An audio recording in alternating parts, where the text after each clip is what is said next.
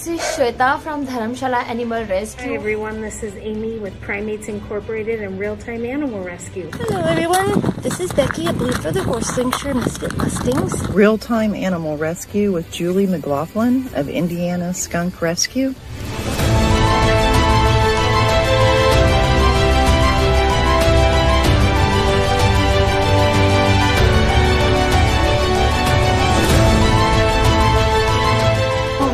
Yep, get her. You got her? Judy, God bless you. Oh my God. This is a big brown bat who is really enjoying his mealworms. They actually just had their breakfast.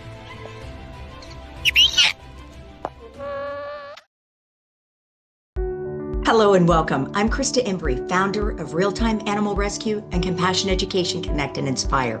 What you're about to see today is happening right now in the real world, and you're going to meet people who are helping animals and protecting our planet. When you learn with compassion, you don't just gain knowledge, you create change. So today isn't just about watching, it's about you and the difference you can make in our world. Welcome to Compassion Education Connect and Inspire. We're so glad you're here.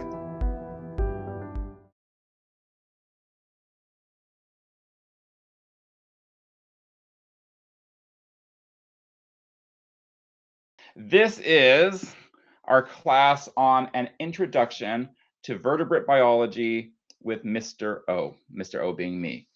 In this class, we are going to talk about this thing that is in blue in the middle of the screen called vertebrate biology. Now, you don't have to give me any answer, but if you raise your hand if you know what vertebrate biology is. These are two very large. Oh, we have hands raised. Fantastic. So some of you are raising your hand, some of you aren't, and both responses are perfect. So what is vertebrate biology? Well, to begin with, it's the thing that I studied. So I am a wildlife biologist. And as a wildlife biologist, I actually did most of my work in the United States, in the state of Kansas, which is north of some of you, west for the others of you. And in Kansas, I worked as a wildlife biologist looking for animals. And I am serious when I say I spent most of my time looking for animals, not necessarily looking at animals, but looking for animals. So here I am standing on my truck looking for some animals as a biologist. But as a biologist, I didn't just look for animals. I also had to understand their habitats, the places that they live. So here I am in Kansas in a tallgrass prairie, looking at the plant composition in this prairie in order to understand what kind of animals I might find in them. Okay, so here's another picture of us looking for more animals. And as a wildlife biologist, you don't get to choose all the time when you're going to be looking for animals. So here we are in a very, very, very cold winter day. We're obviously looking for birds somewhere in the frozen Kansas prairies. But sometimes when we're looking for animals, we do make mistakes. So here we are pushing our vehicle out of a snowdrift. This happens quite often in the winter. I also did some other things as a wildlife biologist. This was a swan that it was already dead and it was found, and I was helping to restore it to make.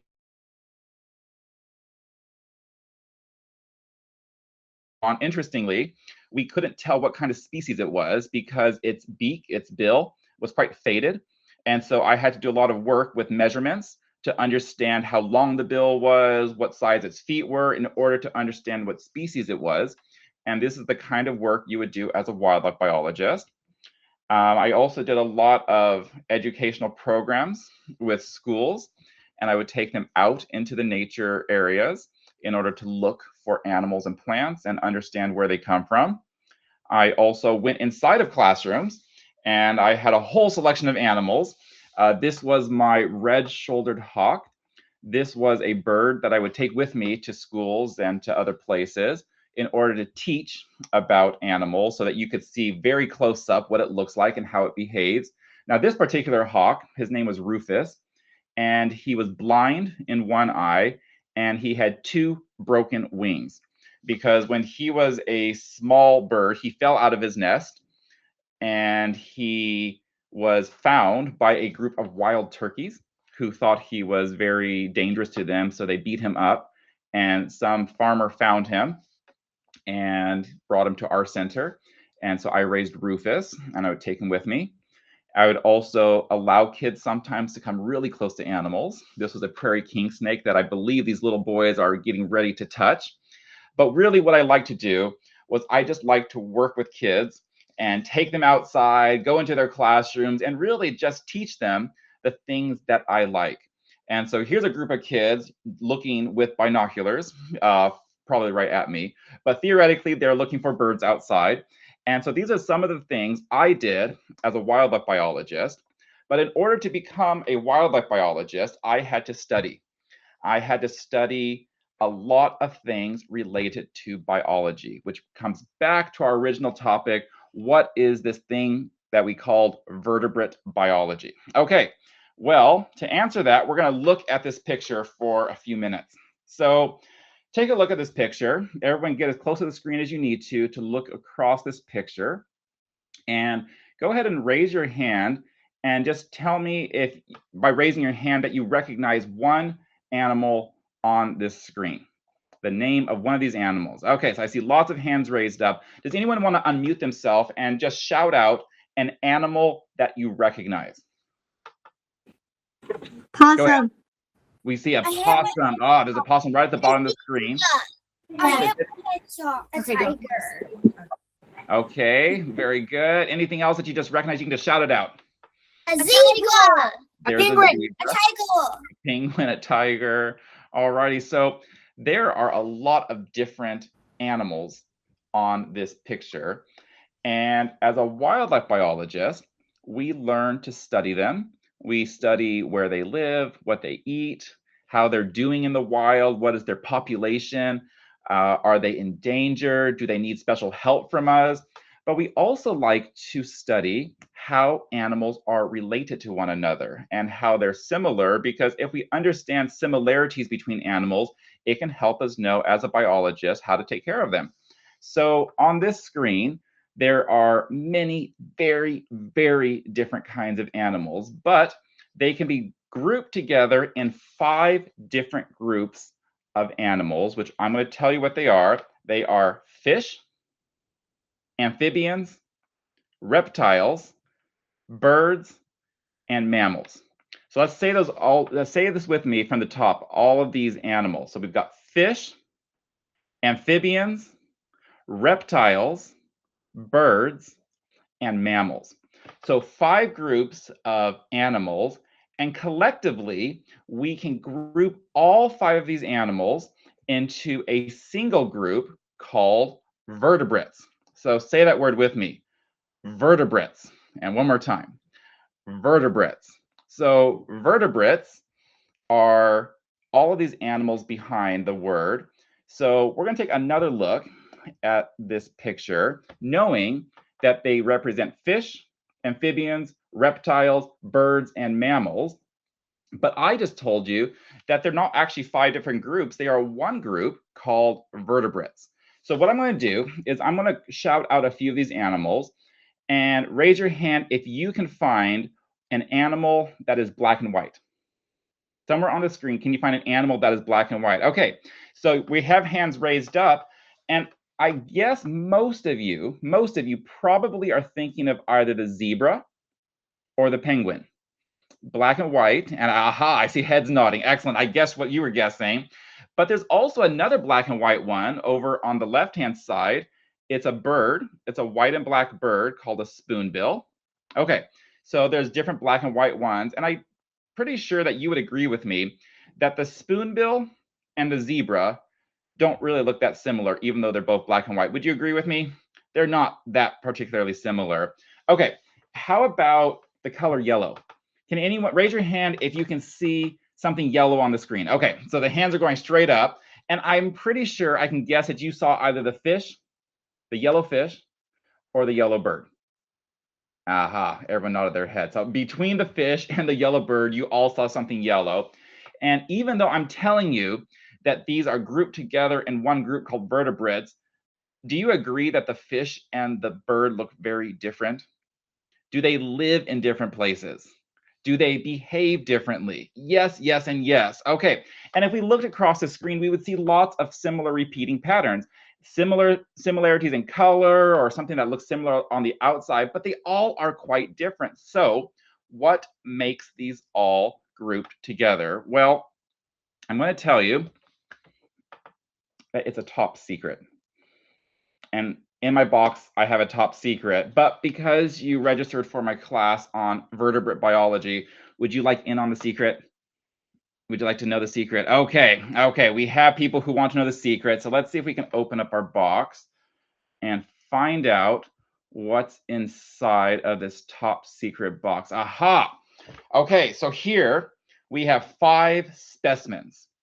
A specimen is a fancy word for a thing or an object. We have 5 specimens that are numbered 1, 2, 3, 4, and 5. You can all see 1, 2, 3, 4, and 5. And you can also see that these specimens are skeletons. These are the bones of 5 different animals.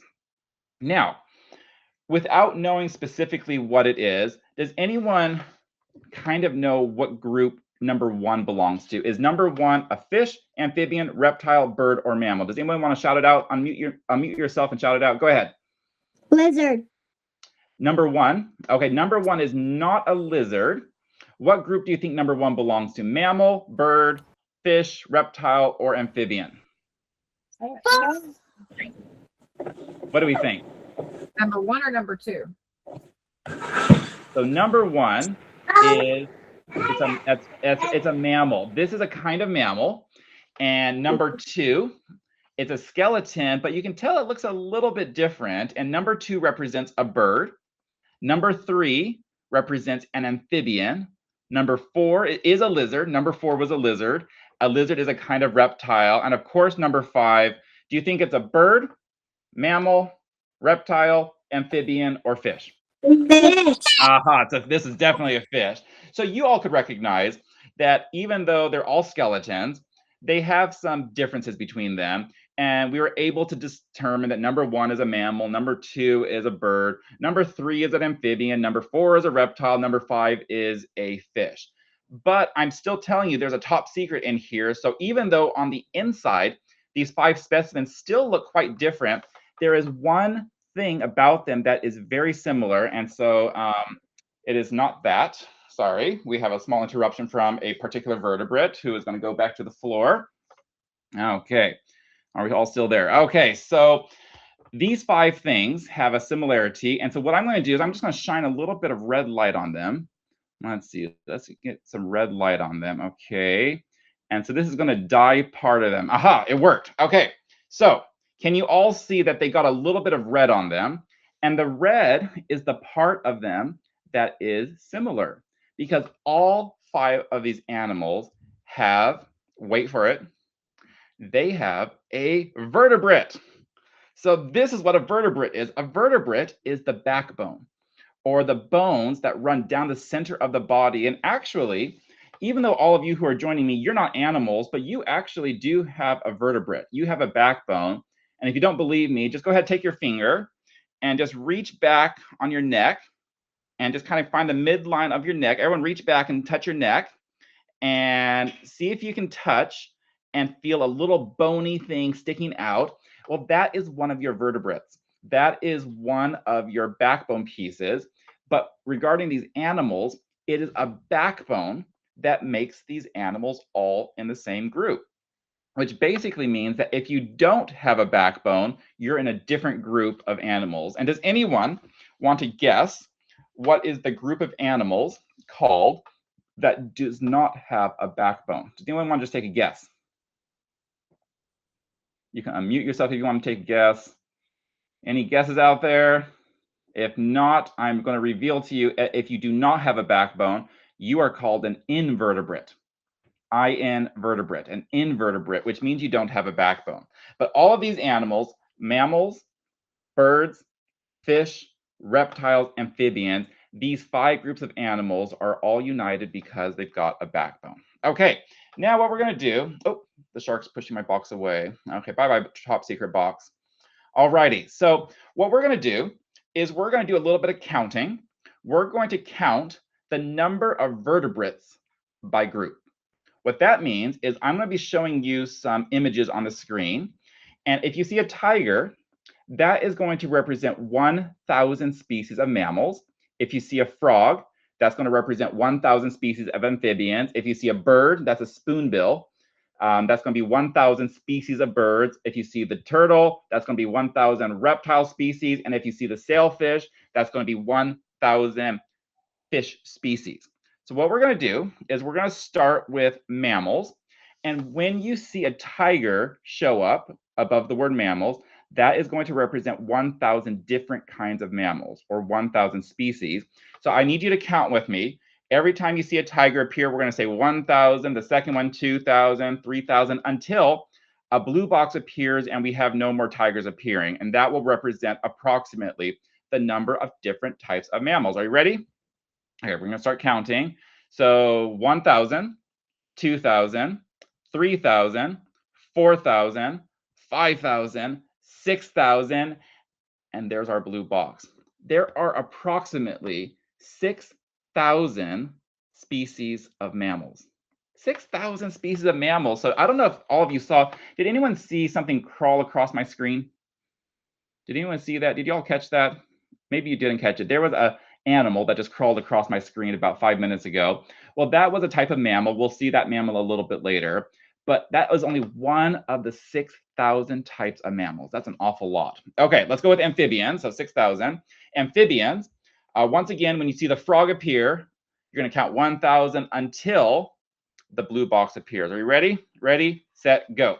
1,000, 2,000, 3,000, 4,000, 5,000, 6,000, 7,000, 8,000, 9,000. 9,000. Did you know that there are 9,000 different kinds of amphibians in the world? Okay, the next group is going to be birds. Now, what I want you to do, before we get to the counting, go ahead and raise your hand if you think there are more species of birds than amphibians. Okay, now raise your hand if you think there are less species of birds than amphibians. So, okay, we seem to have a bit of a mixed audience and some indecision. So let's go ahead, get ready with your counting. We're going to start by 1,000. Ready, set, go. 1,000, 2,000, 3,000, 4,000, 5,000, 6,000, 7,000, 8,000, 9,000, 10,000. There's more. There are almost 10,000 species of birds in the world. 10,000 species. Okay, we have two more groups. Let's do reptiles. Now, once again, go ahead and raise your hand if you think there are more reptiles than birds. Okay, we have some hands going up. Does anyone think there are fewer than 10,000 different kinds of reptiles? Aha, oh, and once again, we have a split audience. We're not quite sure which way to go. So let's go ahead and get ready with our counting. Ready, set, go. 1,000. 2,000, 3,000, 4,000, 5,000, 6,000, 7,000, 8,000, 9,000, 10,000. And if another one appears, it means there's going to be more reptiles than birds.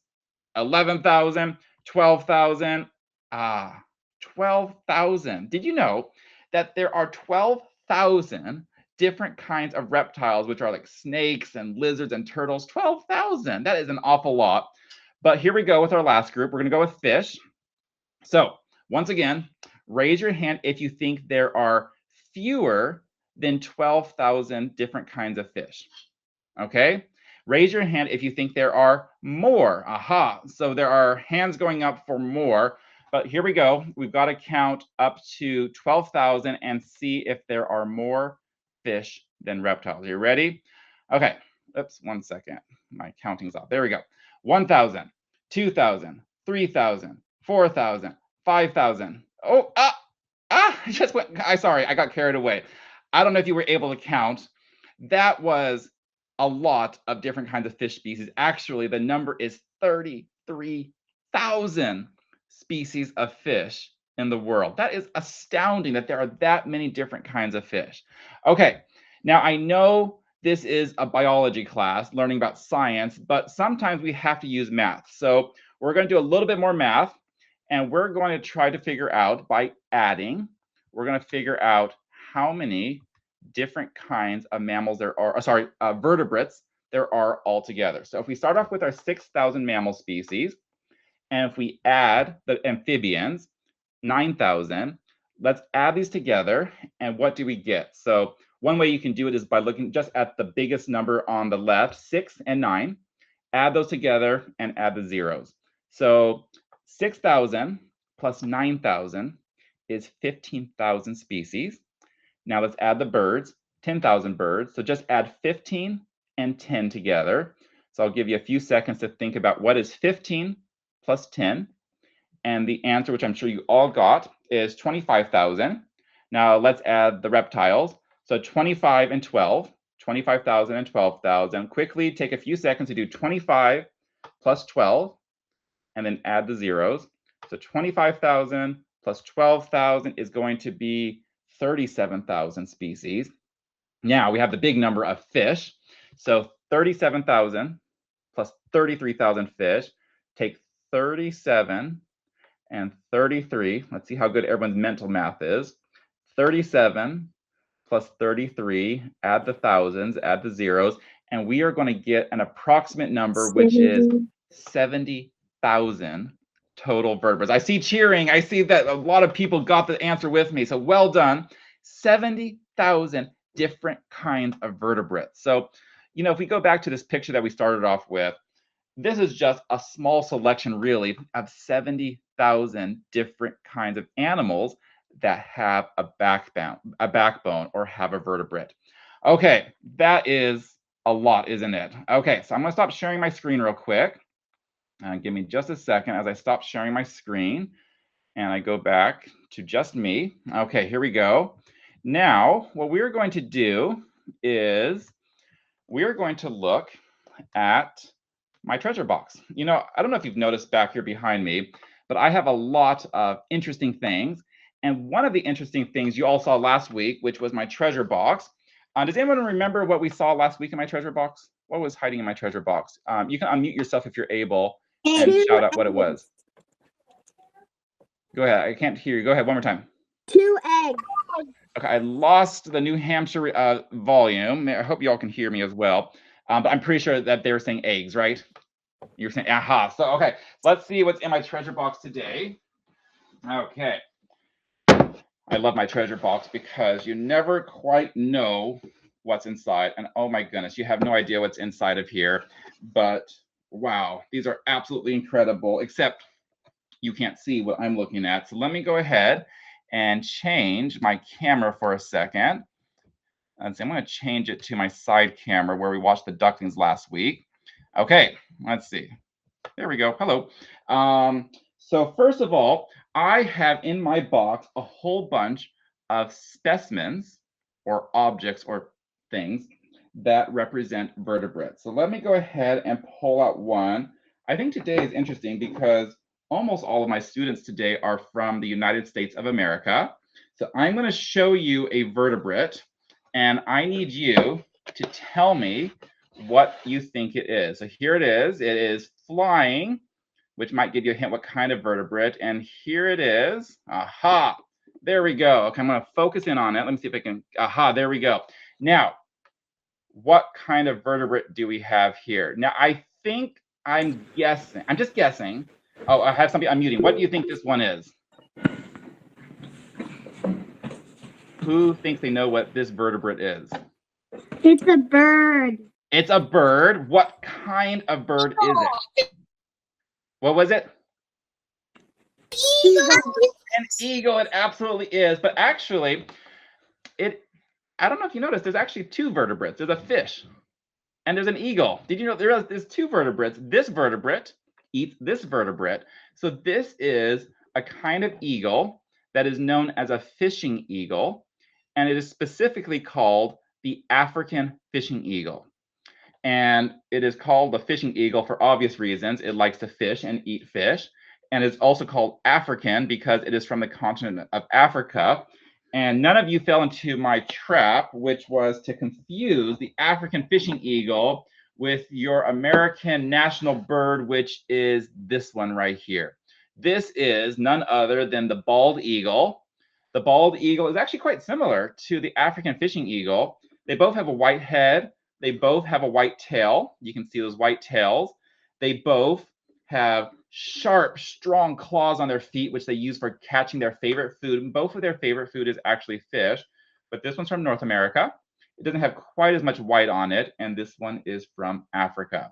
So these are two different kinds of vertebrates. We've got two eagles, and we have a fish. So two different groups of vertebrates. But there are other kinds of vertebrates. For example, let me see if I can find one. Okay. Ooh, I have so many things in here. Aha, I found a good one. Okay. So this one right here would never be found flying like these eagles. This one mostly crawls on the ground quite low. So this one is my monitor lizard. Aha, here we go. This is a monitor lizard. Let's focus on the monitor lizard. There we go. The monitor lizard is different than the birds and those eagles because it doesn't have any feathers, it doesn't have any wings, but it does have the similarity of running down its back. It has a vertebrate, it has a backbone. So that's a pretty cool one. But sometimes this one right here, which is a reptile, is confused. Let's see, somewhere in my treasure box. Let's find what, aha. It's confused with this one right here, which is, once again, it's very low to the ground. No feathers, no wings. It just has 4 legs on the ground. And this one right here is quite similar. Does anyone raise your hand if you know what this one is? What's this guy right here? Aha, some people are raising their hands. This is actually not a reptile. This one right here is an amphibian. This is an amphibian called a salamander. And although they look quite similar to each other, they have some big similarities in being kind of low to the ground. Their 4 legs are very close to the ground. But this guy right here is an amphibian, which means it doesn't have scales that a reptile has. Instead, it has kind of moist, wet skin because they spend a lot of time in the water. And this one has dry scales because it spends most of its time on land. So even though they look a little bit more similar, amphibians are a different group than reptiles. Okay, now I feel like we're missing a group of vertebrates. What group are we missing out here? We have birds, we have fish, we have amphibians, we have reptiles. What are we missing? Does anyone know what we're missing? What group are we missing? You can unmute yourself if you know what we're missing. Any idea? Well, let's see if I can help you out.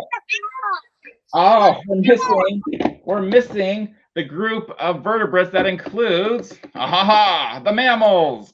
So right here, this is a very well-known vertebrate called a lion. This would be an African lion. And so, of course, they're similar to all of these other ones because, like the birds and the reptiles and the amphibians and even the poor fish who's being eaten right here, lions have a backbone, they have a vertebrate, but unlike all the rest of these ones, these guys aren't covered with feathers or moist skin or dry scales or feathers. Instead, they're covered with fur or hair. And that makes them quite different, even though sometimes you look at some of the mammals and you can't quite see. Let's see, I can't find the one I was looking for. Oh, what a shame. Oh, here's the one I was looking for. Here it is. This one right here. This is a mammal. And I don't know if you've ever been that close to an elephant, maybe at a zoo, or even looked really close at a book. Elephants don't really appear to have fur or hair like a lion, but if you look at them, they do have a little bit of fur or hair, and it's actually, they have it right around their eyelids. They have there, and they have a little bit of fur, but there's another animal. Aha, it didn't fit in my treasure box. It's this one right here. Let's see, here it comes. Let's see. Oh, there we go. This one right here. Oh, that's a whale of an animal, isn't it? Okay, well, this right here is, of course, the very largest vertebrate in the whole world. Most of us will never see one in our lifetime because they live in the ocean. They hardly ever are seen above the surface of the water. But this is, in fact, the largest vertebrate of them all. This is none other than the blue whale. And even though it doesn't really look like the blue whale is also covered with hair, the blue whale shares a characteristic of other mammals, like the lion and like the elephant, in the fact that it feeds its baby milk. So that is a characteristic of mammals. Alrighty, so here's a selection from my treasure box. We're gonna go ahead, everyone say goodbye to the treasure box animals. Here goes the blue whale. It's gonna fly, swim away, not fly away. How silly of me. The eagle's gonna fly away. Aha, there's an elephant foot being shown to me from New Hampshire. Amazing. So here we go to our treasure box. Let me go ahead and switch my screen real quick. Back to me. Okay, now we are ready for the next part of our lesson in vertebrate biology, which is to see some real live vertebrates. Would anyone like to see some real live vertebrates? Okay, so bear with me. One of my vertebrates has been crawling around the room this whole time.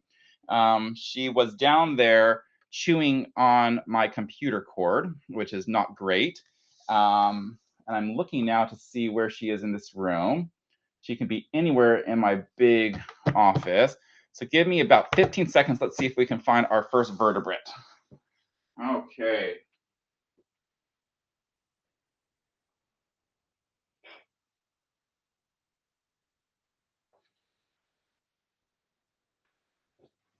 Hello, I found my vertebrate. Okay, so my vertebrate I'm going to show you first is none other than our cat Heather.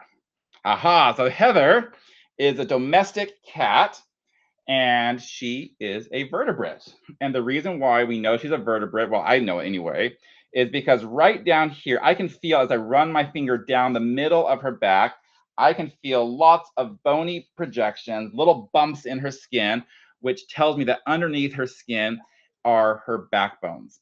Okay, so Heather, there we go. Hello, Heather. Hey, Heather, look straight in the screen. Okay, Heather is a kitten. She's about, I think she's about 3 months old now. We've had her for a little bit over a month. And the reason why we've had her only for 1 month of the 3 months of her life is because when they are kittens, it is very important that they are taken care of by their mother. Because their mother, because she is a mammal vertebrate, their mammal mothers feed them milk. And so it is best for kittens to be raised by their mothers for a little while, in her case, approximately 2 months before she came to live with us. Now, she keeps looking this way because over there, I'm not going to be able to share with you this one today, but we have another vertebrate living outside right now because she makes too much noise inside during class time, and she's a dog. We have a dog outside named Daisy, and Heather, this is Heather, and Daisy out there are actually rather good friends. They actually spend quite a bit of time playing with each other because cats like to whack their owners in the face with their tails. But cats are actually, oh, bye-bye, Heather. There she goes. Cats are very independent, and cats do whatever cats want to do. And this is actually partly because of the way they were when they were wild animals. As wild animals, cats like to live by themselves in their own territory. They don't like to share their space. And so we were a little bit worried when we brought Heather, how is she going to react with our dog? But actually, they've done really well together. But every once in a while, we're upstairs and we hear the dog Daisy bark. And our first thought is, Heather, what did you do to the dog? Because Heather is she's very much a cat. Okay, so that's fun while that lasted. Would anyone like to see another vertebrate example that is alive? Okay, give me a second. Let me go ahead and find this one. This one I know where it is because she is staring right at me in a cage over there that you can't see, but I can see. So she's going to be quite easy to find this time. Bear with me while I go get our next vertebrate example.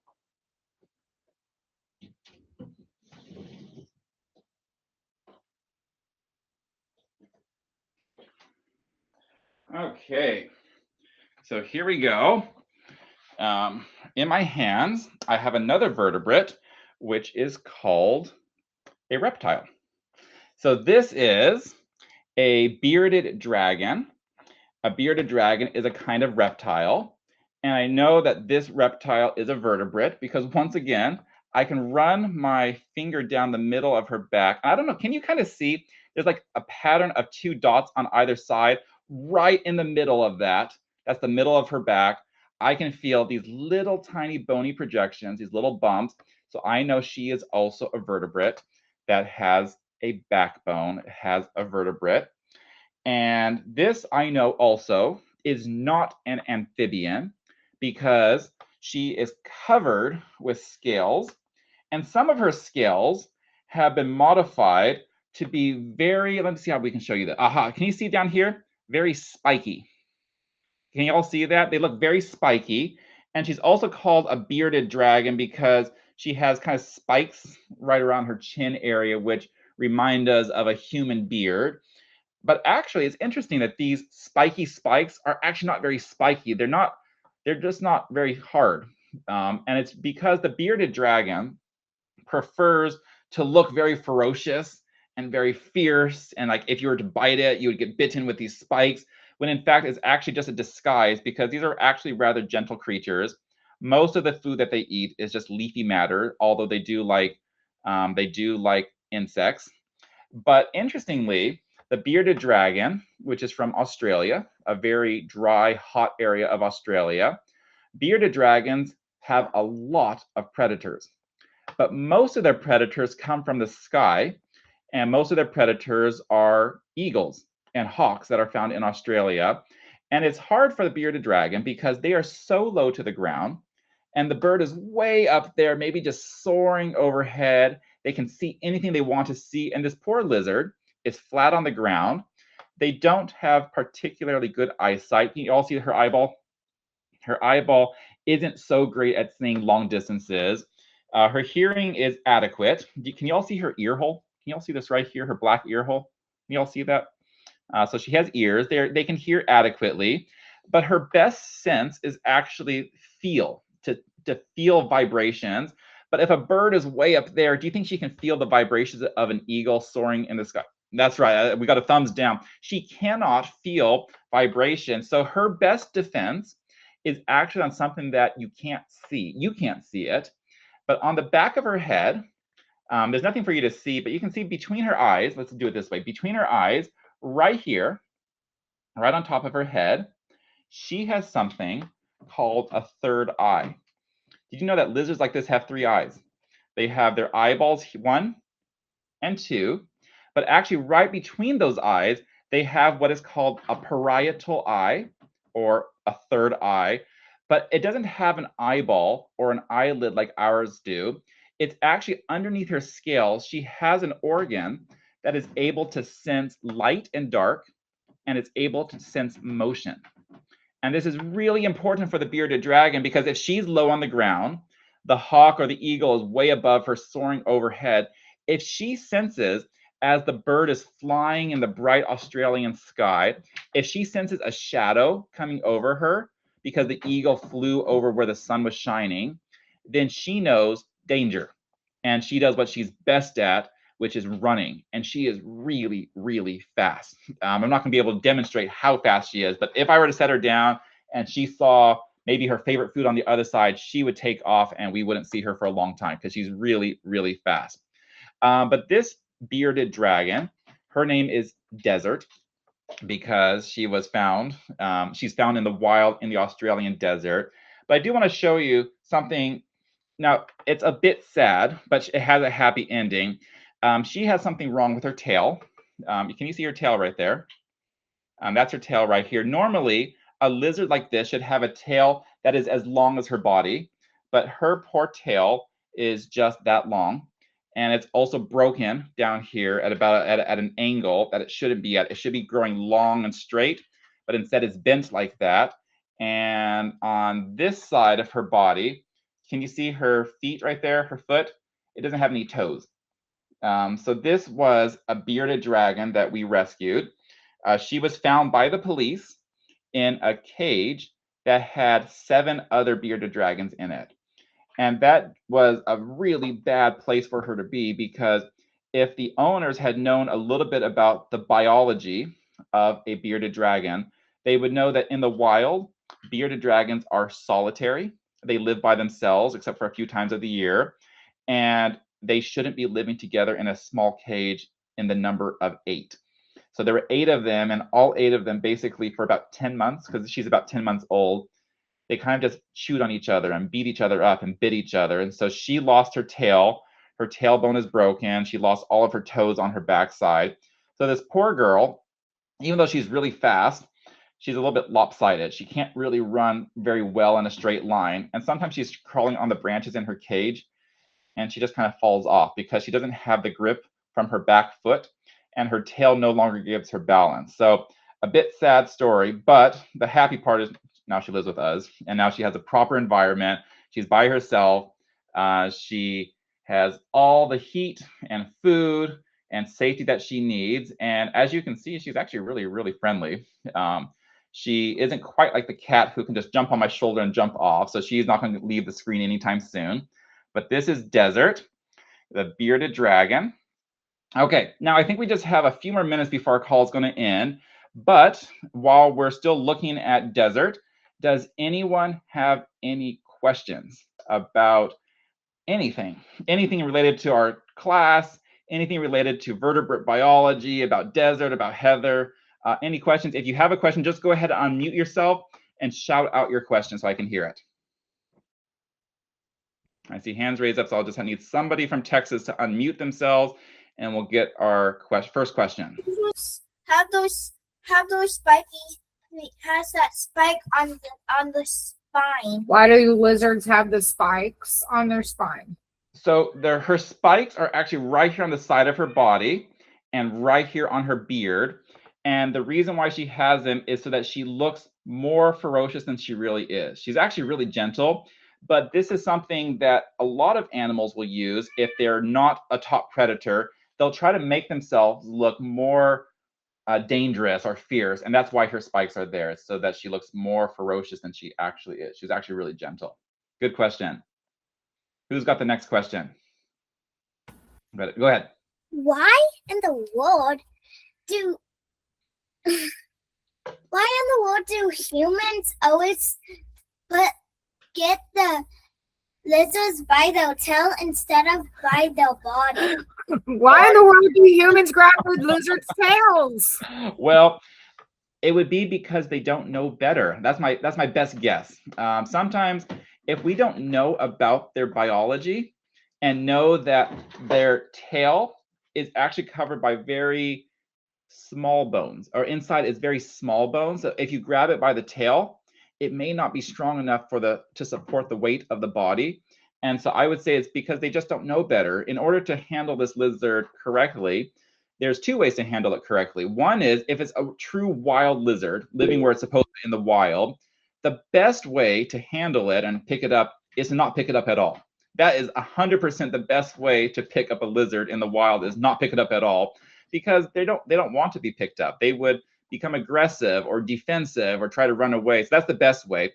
But if it is a genuine pet like Desert right here, the best way is to pick it up by the middle of the body. As she is just crawling onto me, her claws are quite grippy, so she doesn't want to be picked up right now. But the best way to pick her up would be through the body, of course, not through the tail, or else it might have even further breaks than it already does. Okay, I think I've got some questions coming from New Hampshire. Go ahead, unmute yourselves and let me know what your question is. Why do lizards live in the desert? Why do lizards live in deserts? So interestingly, they don't only live in deserts, but deserts have a lot more lizards than other places. And partly it's because lizards like to be where it's dry. They don't prefer to be where it's wet, because part of their strategy to life is to protect their body with dry scales in order to keep their body running. And a lizard is what is called cold-blooded. It's a cold-blooded animal, which means that it doesn't have a heart that's pumping warm blood. The temperature inside of a lizard is whatever temperature is on the outside. And lizards want to be warm. They operate better when it's warm, but their heart isn't making their blood warm. What's making their blood warm is outside of their body, called the sun. And a desert is typically associated with a lot of sun. Now, I live in England. I live in a fairly cold place that doesn't have much sun, and we hardly have any lizard species. We have hardly any reptile species because we don't have enough sun. It's too cold, it's too dark, it's too wet. So why the desert? Is because it's a perfect place for a lizard with its biology to live. Really good question.